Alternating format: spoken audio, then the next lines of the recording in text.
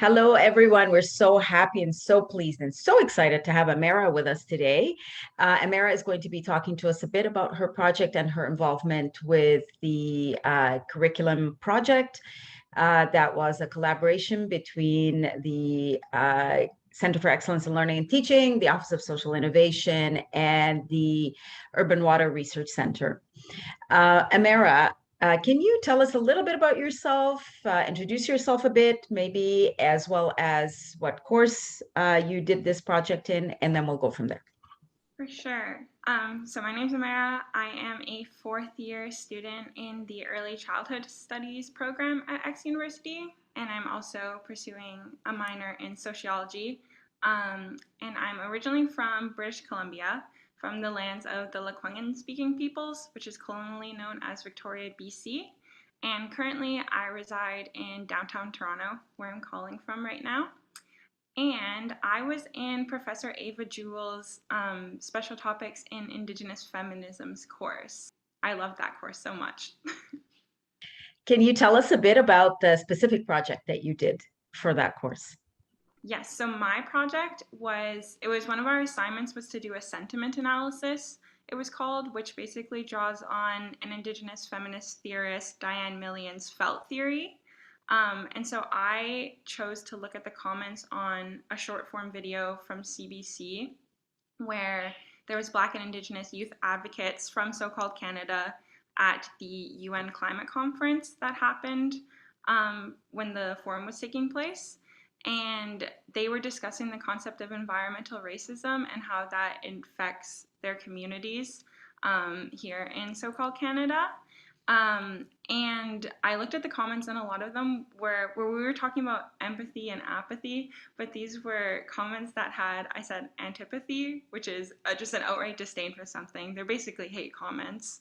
And they were kind of putting down these people for talking about the concept of environmental racism. And so I produced what we were calling a counter narrative to these sentiments. And these are sentiments that are commonly kind of upheld in the settler public conscious and in media. And I looked at how settler colonialism is intertwined with systems of capitalism and systemic racism, and how so many of these settler colonial infrastructures make it so communities experience environmental racism. And my example, of course, was the First Nations water crisis, which is kind of the topic that we were addressing in the Learning Forum. And I pointed out how more so than environmental racism, this was an instance of an environmental violence, which is a concept we talked about in our course, which kind of addresses the holistic violences that are occurring on the land, on the body, in terms of the spiritual and the cultural aspects that are affecting these Indigenous communities. And one of the points that I took up in the paper was they were saying that these advocates were taking away from the experience of talking about climate crisis at the UN conference. And I kind of pointed out that these infrastructures that make it so First Nations communities are lacking access to clean water are some of the same systems that are contributing to the global climate crisis, and that rather than these voices taking away from discussions on environmental advocacy, these were voices we really need to listen to, especially Indigenous femme voices, who are kind of the people we are centering on in our course, and that these felt experiences, which are a form of knowledge in and of themselves, really need to be central to environmental justice movements in the mainstream if they really want to be a transformative practice.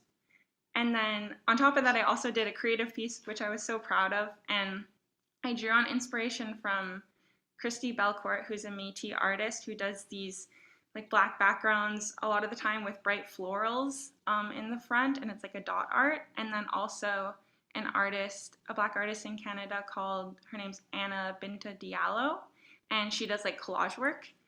And I was interested in how you can, of course, map where boil water advisories take place, but that doesn't tell the whole story. So I essentially mapped out the concepts in my paper and included collages that had pictures of things like the Doctrine of Discovery and the Indian Act and where these boil water advisories are. And yeah, that was something I was really proud of. It's extraordinary to hear you talk about that. I mean, you obviously have such deep knowledge of the course, and it's still lasting after all of this time. And we're really excited to have your work in the repository. I wonder, you did this deep learning with Dr. Jewell. You produced this wonderful project. And then you came to the Learning Forum and had a chance to kind of not only share that work, but also to kind of share it in the context of, an interdisciplinary gathering where there was chemists and engineers and, geographers. What were some of your key takeaways from that Learning Forum?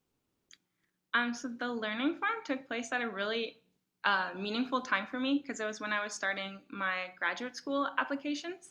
And so I'm in the field of early childhood studies, kind of to do with education and community. And I was wanting to look into studying topics related to environmental education and those moves to sustainability education and land-based learning in schools. But I was just running up against this idea of stewardship over lands that is kind of the center of those ideas right now, and how that implies like a hierarchy of humans engaging with natural environments.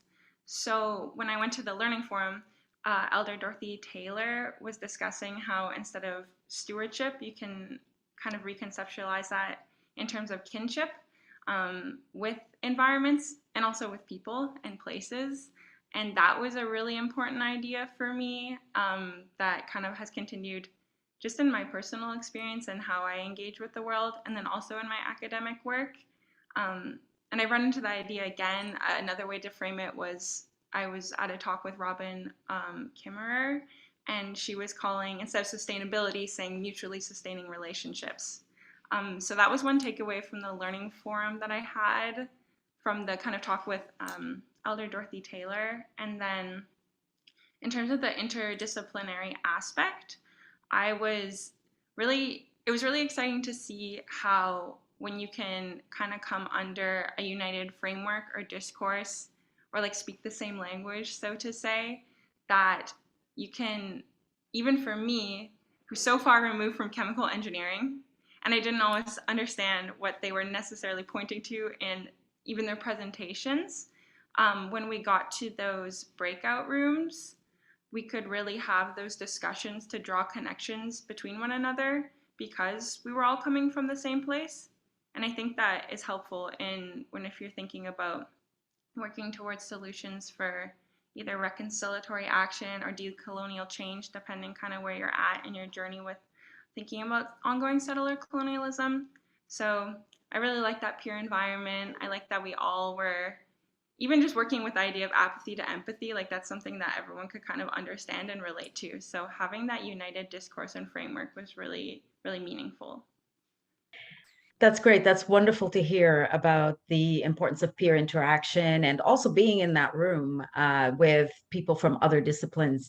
Um, I have just like a final question for you. What would you say would be the important lessons for other students, or what would you advise other students to look out for or look at in terms of two things? The first would be Indigenous water issues, and also the second would be interdisciplinary collaboration and future opportunities.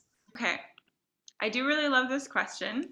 And what I found was interesting about taking the First Nations water crisis as an area of studying in our program and for the Learning Forum was that when you look at what the public discourse is and narratives surrounding this experience, and then you look at the underlying frameworks of settler colonialism and how they make it so that these issues continue to take place, once you start unpacking those ideas and being empathetic to the experience that Indigenous communities face, you really start to see that those underlying colonial structures are really taking place everywhere in our communities, in our social political environment. And so I think it's a really good learning experience because once you see those in one place, you really start to question all the different ways that things like, education are built around those same structures, how they create inequities. And specifically the First Nations water crisis, I think, is a good example of this in terms of advocacy and understanding, because a lot of people can come to that conversation on a mutual standing of saying, we should have access to clean water. Everyone should have access to clean water. And so you can really, adopt that feeling of empathy, understand that experience, and then go on to continue unpacking those similar experiences within the so-called Canadian context. And then in terms of the interdisciplinary collaboration, I thought it's a really nice place to be at because it's humbling in that it reminds you don't have to have all the solutions on your own. And you most often don't have all the tools to put those solutions into place, whatever they may be. And so it's about, being in kinship with other people's and in those mutually sustaining relationships and uplifting each other. And when you come at it with a place of, empathy and curiosity, you can really come up with creative ideas that exist across all those different fields. So I think that's really important. That is important. And I really can't thank you enough, Amara, for sharing your work with us in the repository. You did such brilliant work in this course. So, really appreciate your time to speak with us and to share your work. Thank you. Thank you very much, Amara.